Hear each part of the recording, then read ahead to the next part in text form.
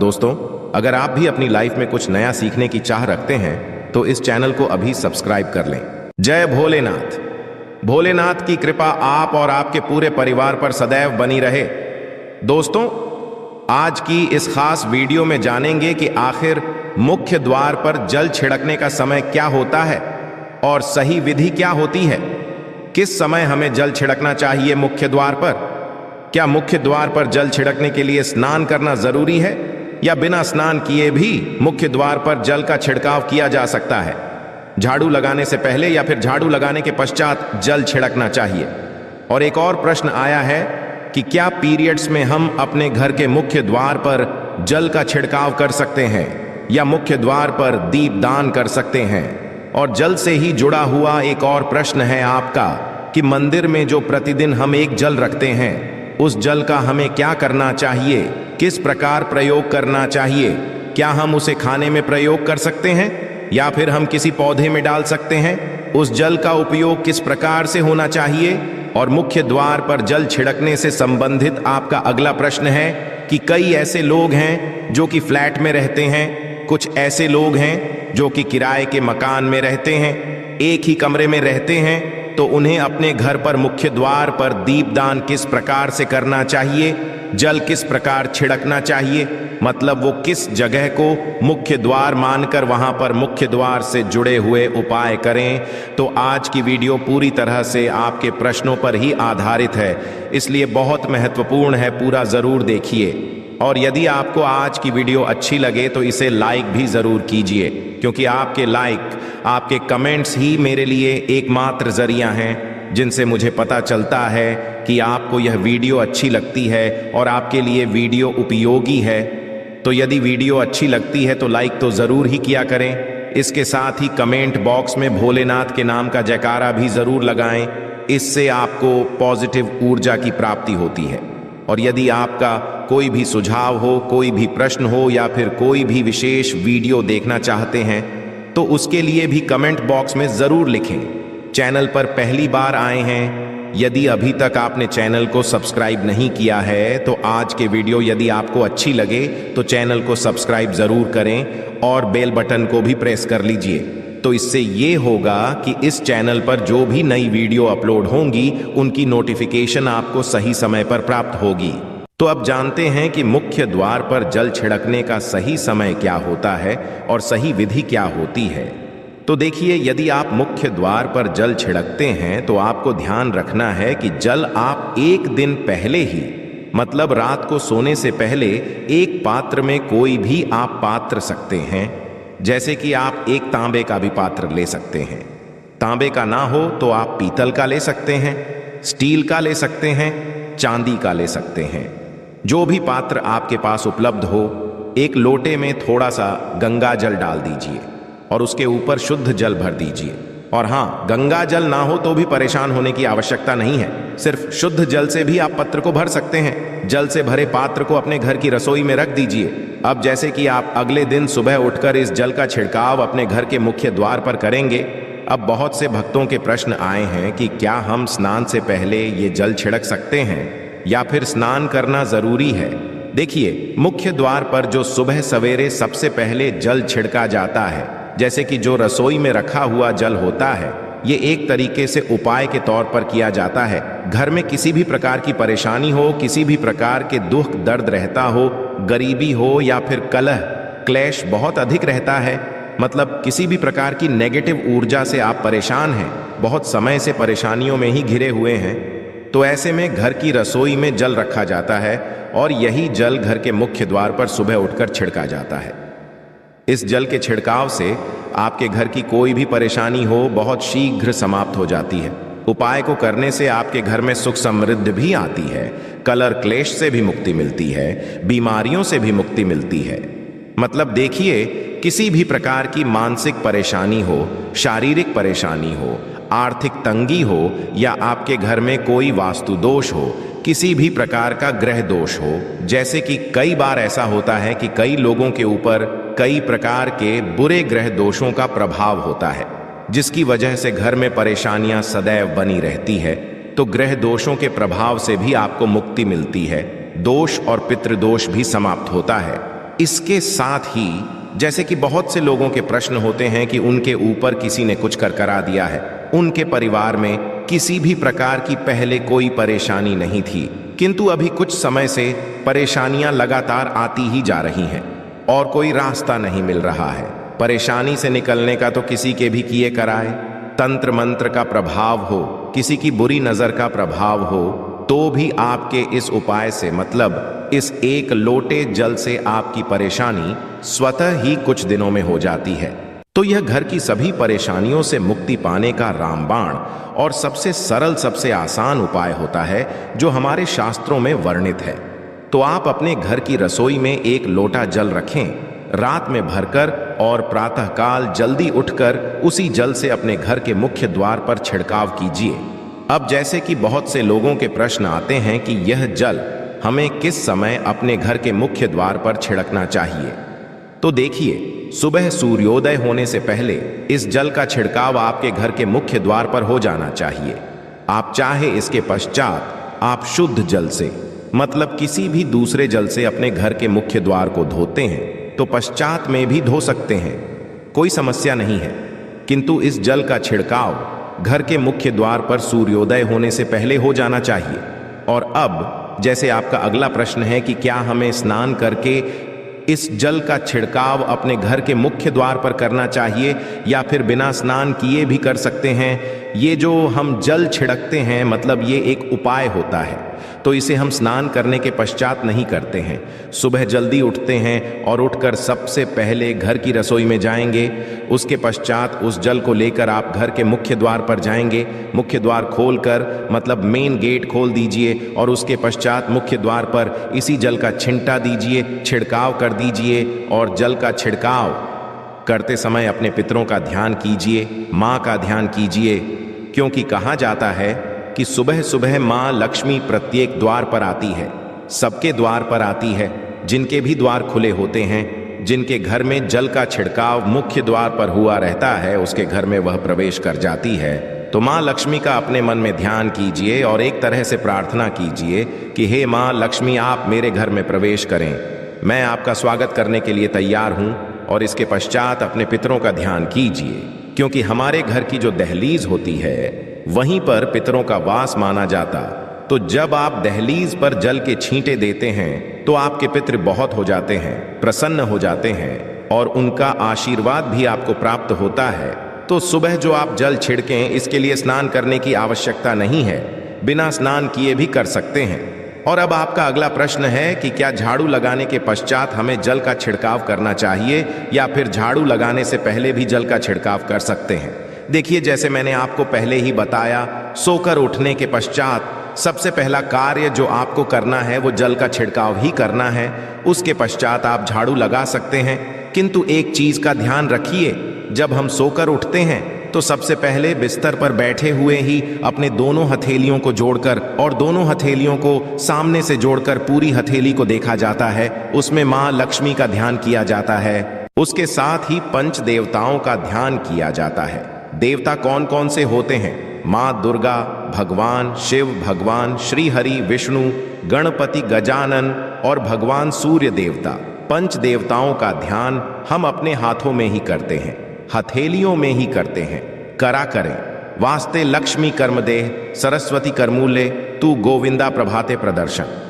हम इस मंत्र का उच्चारण आप चाहें तो कर सकते हैं, नहीं करते हैं तो भी कोई बात नहीं। अपने इष्ट देवता का और पंच देवताओं का ध्यान अपनी हथेलियों में कर लीजिए। उसके पश्चात दोनों हाथ जोड़कर सभी देवी देवताओं को प्रणाम किया जाता है और उसके पश्चात अपने हाथ से पृथ्वी का स्पर्श करते हैं, धरती को छूकर प्रणाम करते हैं 2 बार या 3 बार। और उसके पश्चात अपना दाहिना पांव पृथ्वी पर रखते हैं, धरती पर रखते हैं। उसके पश्चात ही बाकी के जो सभी कार्य होंगे वो उसके पश्चात ही किए जाएंगे। जल का छिड़काव आप उसके पश्चात ही करेंगे। सुबह उठने के पश्चात सबसे पहले हथेलियों के दर्शन, फिर धरती को प्रणाम कीजिए, फिर धरती पर पैर रखिए और उसके पश्चात रसोई में जाकर आपको जल लेना है और घर का मुख्य द्वार खोलकर मुख्य द्वार पर जल का छिड़काव करना है, माँ लक्ष्मी का और अपने पितरों का ध्यान करना है। उसके पश्चात आप अपने घर में आ जाएंगे और उसके पश्चात जो भी आपके रूटीन वर्क होते हैं, मतलब झाड़ू लगाएंगे या फिर आप स्नान करेंगे, ये सभी उसके पश्चात किए जाएंगे। और अब जैसे कि कई लोगों के प्रश्न आते हैं कि जब हम जल का छिड़काव करते हैं, क्या उसी समय हम घर के मुख्य द्वार पर झाड़ू लगाकर और पानी डालकर क्या हम मुख्य द्वार की अच्छे से सफाई कर सकते हैं? जी हाँ, बिल्कुल कर सकते हैं। पहले आप जो रसोई में रखा हुआ जल है उस जल का छिड़काव कर दीजिए। उसके पश्चात और भी पानी डालकर, मतलब यदि आपके पास जल और उपलब्ध है तो और जल, और घर के मुख्य द्वार की अच्छी तरह से झाड़ू से या कैसे भी सफाई कर सकते हैं। और कई लोगों के प्रश्न आए हैं कि हम किसी फ्लैट में रहते हैं या फिर किसी ऐसे कमरे में रहते हैं, किराए के कमरे में, कि हमारे पास एक ही कमरा है, तो हम जल का छिड़काव या फिर दीपदान कहाँ पर करें? किसी हम अपना मुख्य द्वार माने। देखिए, जो आपका अपना कमरा है या फिर जो फ्लैट है आपका, जहां पर आपका नेलेट लगा हुआ है, आप उसी स्थान पर दीप दान करेंगे और उसी स्थान पर आपको जल का छिड़काव करना है। मतलब जहां पर आपका यदि एक ही कमरे का मकान है तो आपके कमरे का जो दरवाजा है वहीं पर आपको थोड़ा सा जल छिड़कना है और वहीं पर आप दीपदान भी करेंगे।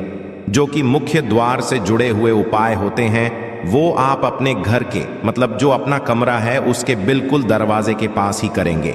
और आपका अगला प्रश्न है कि क्या पीरियड्स में हम अपने घर के मुख्य द्वार पर जल का छिड़काव कर सकते हैं, दीपदान कर सकते हैं?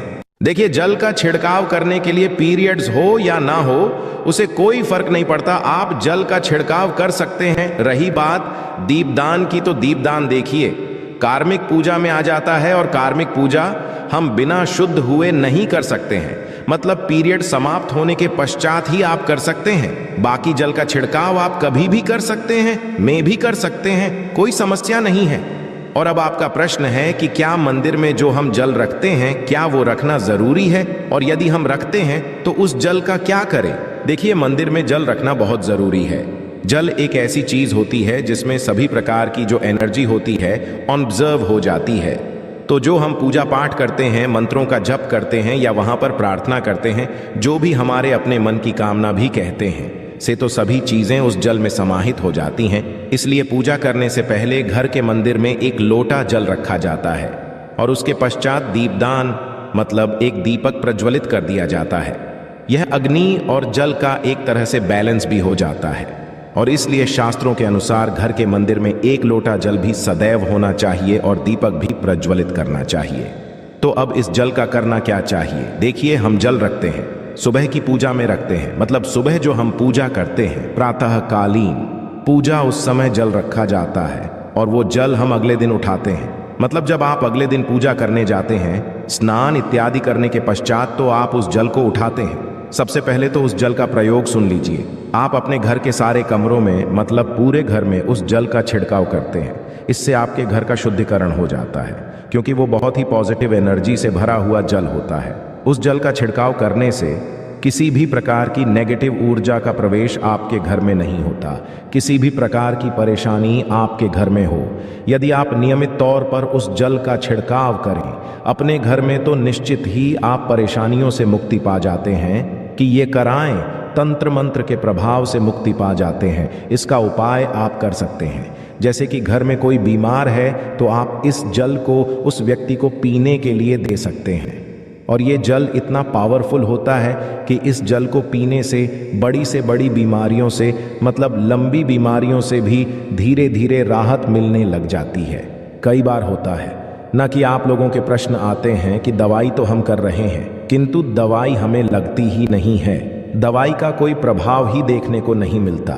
तो ऐसे यदि उस जल को पीने के लिए रोगी को दिया जाए तो बहुत अच्छी दवाइयां काम करने लग जाती हैं। और जैसे कि परिवार में यदि बहुत अधिक कलह क्लेश रहता है, सदैव आपस में सामंजस्य बनता ही नहीं है, आपस में हर बात पर मतभेद होता है, तो परिवार के सभी सदस्य इस जल में से यदि थोड़ा थोड़ा पीते हैं तो धीरे धीरे विचारों में परिवर्तन आने लग जाता है। पॉजिटिव विचार सभी के होने लग जाते हैं और आपस में समन्वय होने लग जाता है। कलह क्लेश और मतभेद सदैव के लिए समाप्त हो जाता है। और मंदिर में रखे हुए जल का अगला उपाय क्या है? देखिए, यदि आप कोई दुकान करते हैं, कोई व्यापारिक स्थल है आपका, तो प्रतिदिन इसी जल में से थोड़ा सा जल ले जाकर दुकान पर व्यापारिक स्थल पर छिड़काव कीजिए। इससे आपका दुकान, आपका काम बहुत अच्छा चलता है। मतलब किसी भी प्रकार की परेशानी आपके व्यापारिक स्थल पर नहीं आती है, क्योंकि जैसा मैंने आपको बताया, ये जो जल होता है बहुत पावरफुल होता है, बहुत पॉजिटिव होता है। तो इस जल का करने से बहुत सारी परेशानियां स्वतः ही समाप्त हो जाती है। जैसे यदि आपकी दुकान पर किसी की नज़र लगी है, बहुत से लोगों के प्रश्न आते हैं कि हमारे काम को किसी ने बांध दिया है।